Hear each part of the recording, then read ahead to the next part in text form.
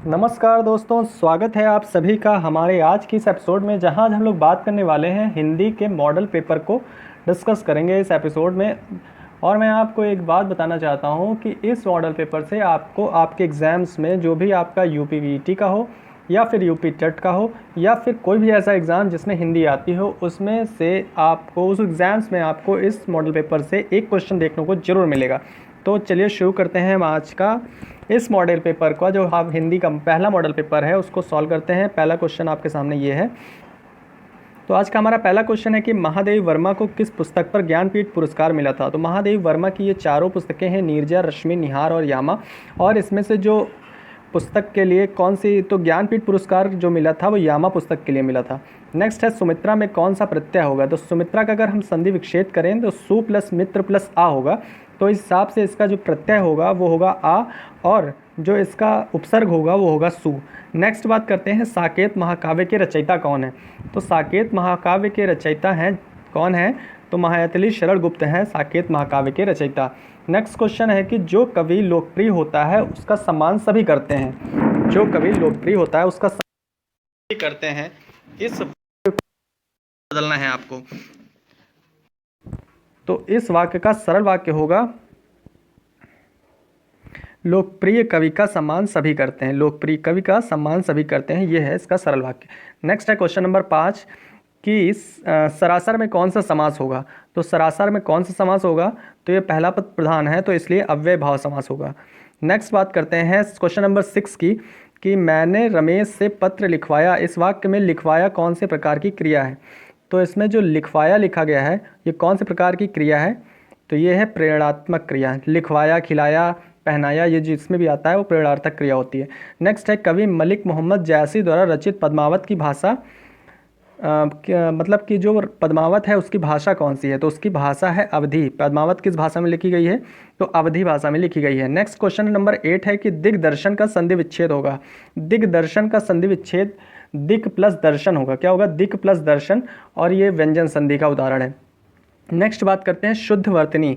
तो शुद्ध वर्तनी चुनना है आशीर्वाद में। तो आशीर्वाद में ये गलत लिखा है, ये भी गलत लिखा है।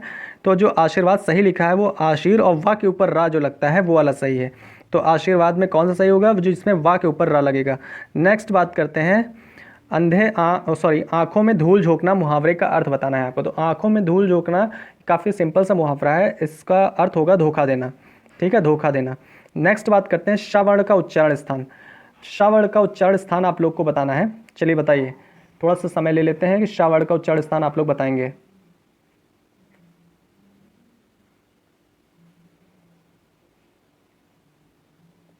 तो श्रवण का उच्चारण स्थान क्या होगा, तालु होगा।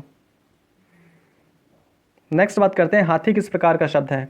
तो हाथी किस प्रकार का शब्द है, हाथी है तत्सम शब्द। सॉरी, तत्सम नहीं है, ये तद्भव है। हाथी किस प्रकार का शब्द है, तद्भव है।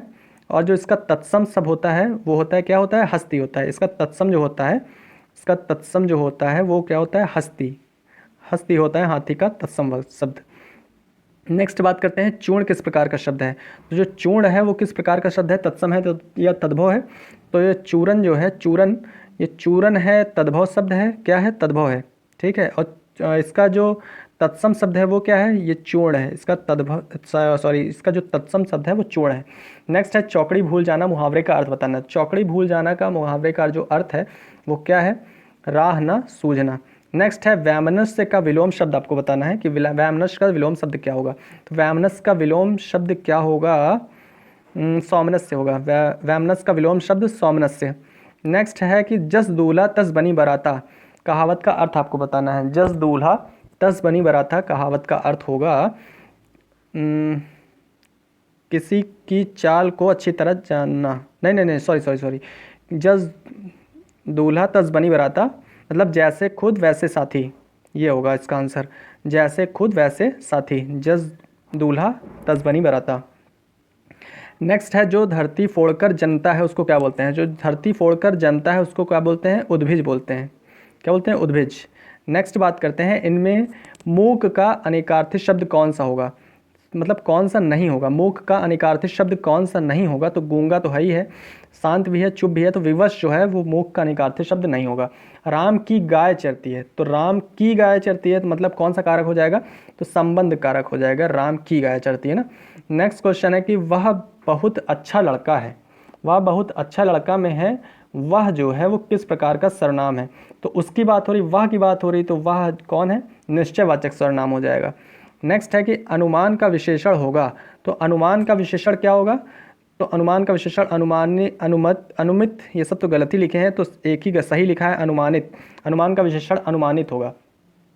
जब पानी बरसता है तब मेढक बोलते हैं में जब पानी बरसता है, जब पानी बरसता में कौन सा वाक्य है, तो जब पानी बरसता है तब मेढक बोलते हैं, तो इसको अगर जोड़ कर देखेंगे तो हमें पता चल जाएगा कि क्रिया विशेषण है। क्या है, क्रिया विशेषण है, जब हम जोड़ इसको देखते हैं तब। निम्न में से स्वर्ग का पर्यायवाची कौन सा नहीं है, इससे पूछा गया। अच्छा, कौन सा नहीं है, ठीक है, तो त्रिदिशालय होता है, गौ भी होता है, त्रिदिव नहीं होता है, सॉरी त्रिदिव नहीं है इसमें, और नाक भी होता है, तो इसका जो राइट आंसर हो जाएगा वो त्रिदिव। क्या होगा, त्रिदिव जो है वो स्वर्ग का पर्यायवाची नहीं होता है। नेक्स्ट है आंख नदीदा काढ़े कसीदा लोकोक्ति का अर्थ बताना है आपको। आंख नदीदा काढ़े कसीदा लोकोक्ति का अर्थ, तो इस लोकोक्ति का अर्थ है, अच्छा ये है योग्यता ना होने पर भी काम करने की सेखी बगारना। आंख नदीदा काढ़े कसीदा, योग्यता ना होने पर भी काम करने की सेखी बगारना। नेक्स्ट है वही मनुष्य है जो मनुष्य के लिए मरे, पंक्ति में कौन सा अलंकार होगा, तो वही मनुष्य है, ठीक है, जो मनुष्य के लिए मरे, तो दो बार मनुष्य मनुष्य आया है, इसमें कौन सा होगा, अनुप्रास अलंकार होगा, अनुप्रास नहीं लाटा अनुप्रास होगा, कौन सा, लाटा अनुप्रास, लाटा अनुप्रास होगा, लेकिन अब यहाँ पे लाटा तो दिया नहीं हुआ तो अनुप्रास अलंकार हो जाएगा। नेक्स्ट बात करते हैं वागेश्वरी का पर्यायवाची क्या होगा, तो वागेश्वरी का पर्यायवाची तो आप जानते हैं ये शारदा होता है, वागेश्वरी का पर्यायवाची क्या होता है, शारदा। नेक्स्ट बात करते हैं अव्यवस्थित वाक्य खंडों से, नेक्स्ट 3 बेर खाती थी वो 3 बेर खाती थी, कौन सा 3 बेर खाती थी, वो 3 बेर खाती थी, इसमें 2 बार वही चीज़ रिपीट हुई है, तो इसमें कौन सा अलंकार हो जाएगा, तो आप जानते हैं 2 बार रिपीट होती है, दोनों बार ही उसके जो अर्थ हैं वो डिफरेंट हैं, तो यमक हो जाएगा, यमक अलंकार। नेक्स्ट बार विस्मय, जो विस्मय है उसका विस्मय का स्थायी भाव किस रस में होता है, तो जो विस्मय का स्थायी भाव है वो कौन सा होगा, अद्भुत होगा, क्या होगा, अद्भुत, विस्मय का स्थायी भाव अद्भुत है। नेक्स्ट क्वेश्चन है यद्यपि मोहन धनी है तथापि बहुत दुखी है, यद्यपि और तथापि, मोहन धनी है तथापि दुखी है, तो इसमें कौन सा वाक्य होगा, ये मिश्र वाक्य है। नेक्स्ट बात करते हैं जिसके बराबर कोई ना हो, जिसके बराबर कोई ना हो वो उसको क्या बोलते हैं, तो जिसके बराबर कोई ना हो उसको क्या बोलते हैं, अनुपम बोलते हैं। नेक्स्ट बात करते हैं, नेक्स्ट क्वेश्चन, जो जंगल में लगने वाली आग को क्या कहा जाता है, तो जंगल में जो आग लगती है उसको बोलते हैं दावानल, क्या बोलते हैं, दावानल बोलते हैं। जो पेट में लगती है उसको बोलते हैं जठराग्नि, और जो समुद्र में लगती है उसको बोलते हैं का, ये समुद्र वाली है, तो समुद्र में जो लगती है उसको बड़वानल बोलते हैं, और ये पेट में जो आग लगती है, जो मतलब कि जब पेट जलने लगता है उसको बोलते हैं जठराग्नि। नेक्स्ट क्वेश्चन है पुजारी भगवान पीताम्बर की पूजा कर रहा है, इसमें पीताम्बर को पूछा गया है कि पीताम्बर में कौन सा समास है, तो पीताम्बर में तो बचपन से पढ़ते चले जा रहे हैं कि क्या होगा, पीताम्बर में तीसरे पद की प्रधानता के बारे में बताया जा रहा है, पीला है अंबर जिसका अर्थात श्री हरि विष्णु, ठीक है, तो बहुब्रीहि समास हो जाएगा। नेक्स्ट है कामायनी महाकाव्य के रचनाकार कौन है, तो कामायनी महाकाव्य की रचना कौन है, जयशंकर प्रसाद है। जयशंकर प्रसाद की अन्य रचनाएं कौन सी हैं, तो जयशंकर प्रसाद की अन्य रचनाएं हैं स्कंदगुप्त, चंद्रगुप्त, ध्रुव स्वामिनी वगैरह जो हैं, आंसू झरना, प्रेम पथिक, ये सब जयशंकर प्रसाद की हैं।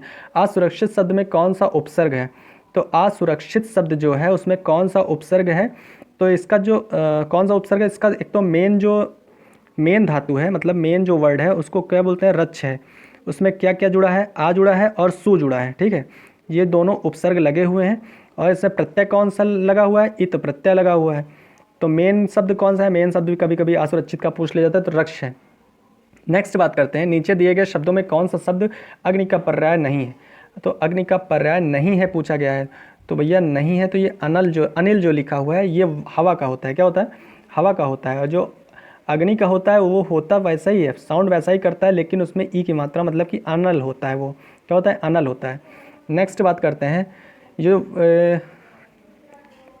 कोष्ठांकित विराम चिन्ह का नाम, अच्छा इसका नाम पूछा गया है, तो ये कौन सा नाम है, क्या है भाई, क्या है, ये अर्धविराम है, ठीक है, अल्प विराम कॉमा होता है, ये अल्प विराम जो होता है वो कॉमा होता है, ये योजक विराम जो होता है, ये डैश जो होता है, इसको बोलते हैं। निर्देशित चिन्ह तो आप जानते हैं, ये ऐसे करके ऐसे जो लगाते हैं उसको निर्देशित चिन्ह कहते हैं। कोई आदमी धन की चाह रखता है तो कोई संतान की। कोई आदमी धन की चाह रखता है तो कोई संतान की। उपर्युक्त वाक्य के आधार पर नीचे कौन से शब्द अशुद्ध हैं? अच्छा, कौन से शब्द भेद अशुद्ध हैं? प्रथम, कोई शब्द सार्वनामिक विशेषण है, बिल्कुल सही है। दूसरे में आया कोई शब्द सर्वनाम है, बिल्कुल सही है। दोनों बार आया शब्द सर्वनाम है, मतलब दोनों बार सर्वनाम नहीं है, एक बार तो सर्वनामिक विशेषण है ना, तो वो तो विशेषण हो गया। नेक्स्ट, कोई शब्द का प्रयोग सर्वनाम विशेषण दोनों के रूप में हो सकता है, बिल्कुल सही है। तो इसका जो आंसर होगा वो सी नंबर होगा। ठीक है, नेक्स्ट बात करते हैं। एक बार फिर से आपको ये क्वेश्चन दिखा देते हैं कि कोई शब्द धन की चाह रखता है तो कोई संतान की। इस वाक्य में जो इसका आंसर होगा वो होगा थर्ड नंबर पे, कि दोनों बार आया शब्द सर्वनाम है, मतलब है इसमें लिखा हुआ है, लेकिन एक बार विशेषण के रूप में यूज़ हुआ है और एक बार सर्वनाम के रूप में। नेक्स्ट बात करते हैं, महा प्लस ईश का संधि रूप होगा। तो महा प्लस ईश का संधि रूप तो आप जानते हैं ये कौन सा, तो इसमें गुण संधि है और महेश होगा। ठीक है। नेक्स्ट है कि निम्नलिखित में से कौन सा भाववाच्य का उदाहरण है? अच्छा, भाववाच्य का उदाहरण पूछा गया है। तो बच्चा सो रहा है, मुझे गाया नहीं जाता है, राम के द्वारा पुस्तक पढ़ी गई, मुझे पत्र लिखा गया। तो इसमें भावना तो इसी में आ रही है, मुझे से गाया नहीं जाता, मुझसे गाया नहीं जाता, इसमें भावना ही आ रही ना, तो यही हो जाएगा। नेक्स्ट है धीरे धीरे में कौन सा समास है? तो धीरे धीरे में हो जाएगा अव्यय भाव समास, जैसे धीरे धीरे, दिन दिन, रात रात, हल्के हल्के, ये सब में अव्यय भाव समास होता है। नेक्स्ट बात करते हैं कि राम ने कहा कि मैं घर जाऊंगा, मैं घर जाऊंगा, कौन सा वाक्य है? राम ने कहा कि मैं घर जाऊंगा, मैं घर जाऊंगा, कौन सा वाक्य है? तो घर जाऊंगा में कौन सा है? क्रिया विशेषण हो जाएगा। इलाहाबाद में बोली जाने वाली बोली, तो बोलियां आप लोग जरूर याद कर लीजिए, बोलियां से ज़रूर पूछा जाता है। तो इलाहाबाद में बोली जाने वाली बोली कौन सी है? अवधी भाषा, अवधी भाषा है, अवधी बोली बोली जाती है इलाहाबाद में। अ के उच्चारण स्थान का नाम बताना है, तो अ का जो उच्चारण स्थान है वो क्या है? कंठ तालव्य है। क्या है? कंठ। ये सब तो आपको रटा ही होगा, उच्चारण स्थान वगैरह। तो उड्डयन का संधि विच्छेद कौन सा होगा? तो उड्डयन का संधि विच्छेद होगा उत प्लस डयन। इसमें कौन सी संधि है? तो इसमें व्यंजन संधि है।